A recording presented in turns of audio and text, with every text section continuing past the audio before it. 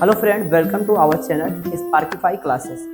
आज हम लोग देखेंगे क्लास 10 फिजिक्स, जिसमें हम लोग पढ़ेंगे वैद्युत धारा नामक चैप्टर, जो कि ये तीसरा चैप्टर है। वैद्युत धारा चैप्टर को देखेंगे, जिसमें पहला जो हेडिंग है वह वैद्युत आवेश।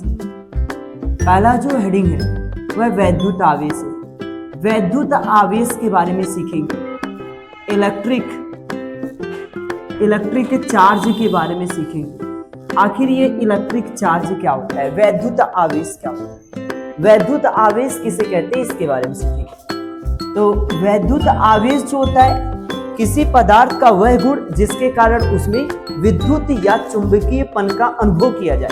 किसी पदार्थ का वह गुण जिसके कारण उसमें विद्युत या चुंबकीयपन का अनुभव किया जाए, उस गुण को वैद्युत आवेश कहते हैं। मतलब इसका परिभाषा लिखा जा सकता है, किसी पदार्थ का वह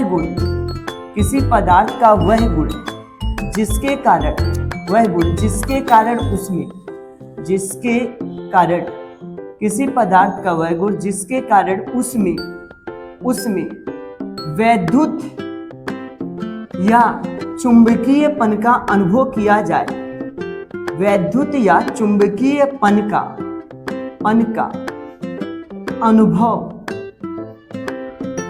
अनुभव किया जा सके। किसी पदार्थ का वह गुण जिसके कारण उसमें विद्युत या चुंबकीयपन का अनुभव किया जा सके, उस गुण को वैद्युत आवेश कहते हैं। उस गुण को वैद्युत आवेश कहते हैं। उस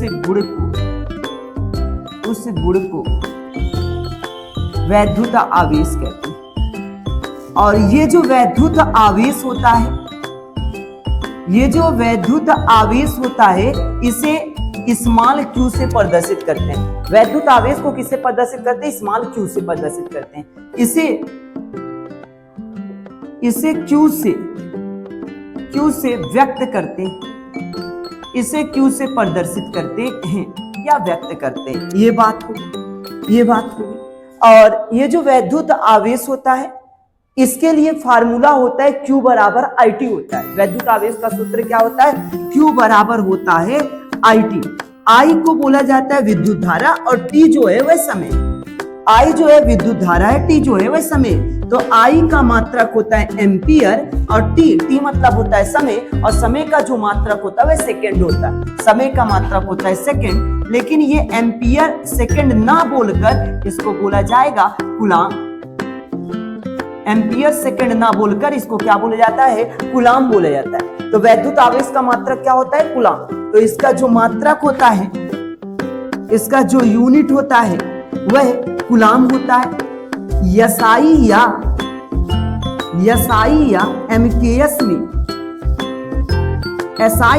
MKS में इसका जो मात्रक होता है वह कूलाम होता है। और वहीं पे बात करें अगर हम CGS में, तो CGS में इसका जो मात्रक होता है वह फ्रैंकलिन होता है। वह क्या होता है? फ्रैंकलिन होता है, जिसे कैपिटल F से प्रदर्शित करते हैं और कूलाम को कैपिटल C से लिखते हैं। ये बात हो गई।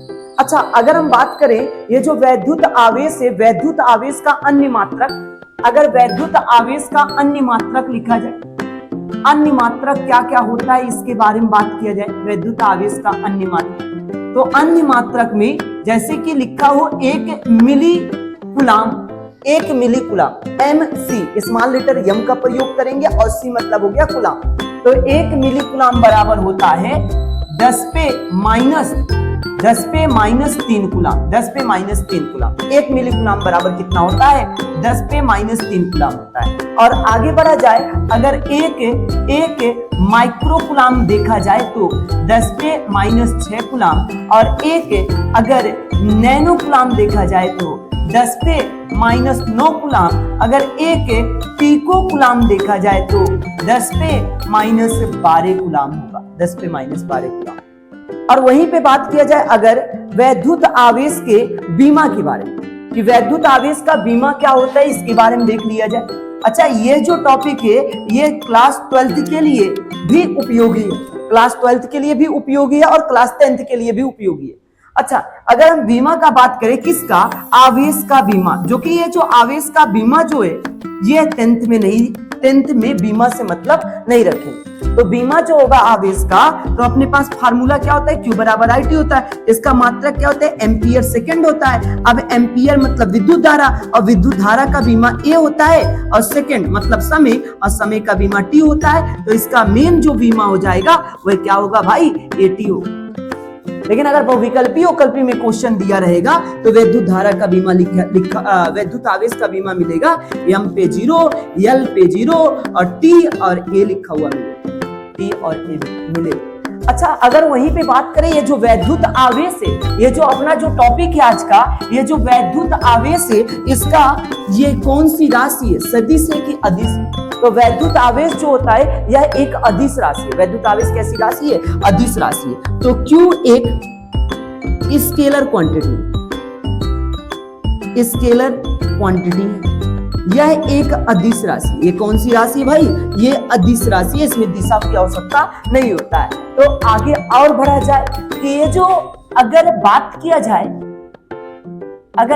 जाए वैद्युत आवेश का सबसे बड़ा मात्रक देखा जाए तो सबसे बड़ा मात्रक होता है आवेश का सबसे बड़ा मात्रक, आवेश का सबसे बड़ा मात्रक का बात किया जाए तो होता है फेरड। आवेश का सबसे बड़ा मात्रक क्या होता है भाई? फेरड होता है, फेरड, जिसे कैपिटल F से लिखते हैं। एक फेरड बराबर होता है 96,500 कूलम होता है। एक फेरड बराबर क्या होता है भाई?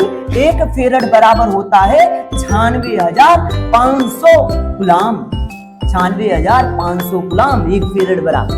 अच्छा, अगर बात किया जाए आवेश का सबसे छोटा मात्रक क्या होता है, तो आवेश का जो सबसे छोटा मात्रक होता है, सबसे छोटा, जब सबसे बड़ा होता है तो सबसे छोटा भी हो।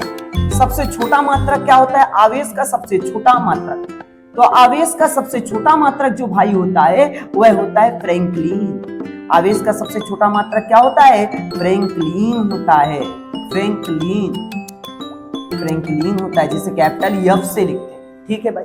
अब हम लोग पढ़ेंगे टाइप्स ऑफ इलेक्ट्रिक चार्ज, मतलब वैद्युत आवेश के प्रकार देखेंगे। अब हम लोग टाइप्स ऑफ इलेक्ट्रिक चार्ज के बारे में पढ़ेंगे। Types of electric charge, types of electric charge के बारे में पढ़ेंगे। वैद्युत आवेश के प्रकार के बारे में पढ़ेंगे। वैद्युत आवेश के प्रकार के बारे में पढ़ेंगे कि वैद्युत आवेश कितने प्रकार के होते हैं। तो देयर इज 2 टाइप्स, मतलब ये जो होता है वैद्युत आवेश, ये 2 प्रकार के होते हैं। 2 प्रकार के होते हैं। कौन कौन सा प्रकार होता है पहले इसको समझ लो।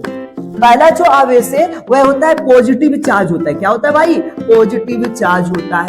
पहला जो आवेश होता है वह पॉजिटिव चार्ज होता है। बोले तो इसको धन आवेश भी लिखा जा सकता है और धन आवेश भी लिखा जा सकता है। धन आवेश भी पढ़ सकते हैं और धन आवेश भी पढ़ सकते हैं। ये पॉजिटिव चार्ज है। अच्छा, अगर हम मार्कर को अगर कॉटन से रगड़ेंगे, मार्कर को अगर किसी कॉटन से रगड़ेंगे या ऊन से रगड़ेंगे या सर से ही रगड़ने पर इसमें से मार्कर में से इलेक्ट्रॉन निकल करके सर में चला जाएगा और मार्कर में इलेक्ट्रॉनों की क्या हो जाएगी? कमी, और जबकि सर में इलेक्ट्रॉनों की क्या हो जाएगी? अधिकता हो जाएगी।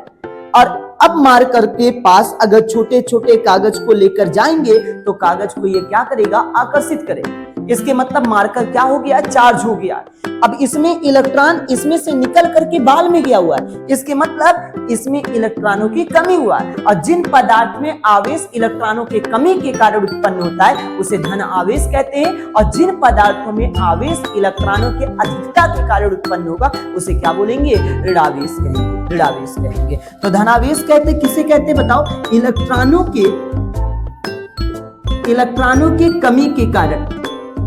के कमी के कारण उत्पन्न होने वाले आवेश को क्या बोला जाएगा भाई? धन आवेश कहा जाएगा, धन आवेश कहा जाएगा। और वहीं पे बात किया जाए अगर दूसरा निगेटिव चार्ज के बारे में, निगेटिव चार्ज के बारे में, मतलब ऋण आवेश के बारे में बात किया जाए, ऋणावेश के बारे में बात किया जाए कि आखिर ऋण आवेश किसे कहते हैं, इसके बारे में देखा। ऋण आवेश किसे कहते हैं? तो इलेक्ट्रॉन जिसमें अधिक हो जाएगा, इलेक्ट्रॉनों की अधिकता के कारण उत्पन्न होने वाले आवेश को ऋण आवेश कहते हैं। जिन पदार्थ में इलेक्ट्रॉन ज्यादा हो जाता है उसे ऋण आवेश कहेंगे। तो इलेक्ट्रॉनों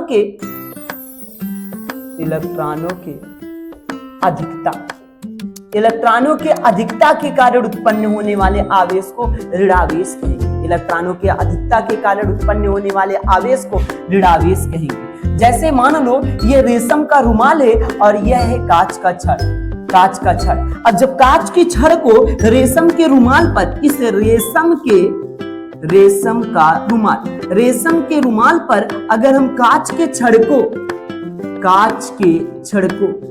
छड़ को रेशम के रुमाल पर रगड़ेंगे तो कांच के छड़ में से इलेक्ट्रॉन निकलकर रेशम के रुमाल में चला जाए।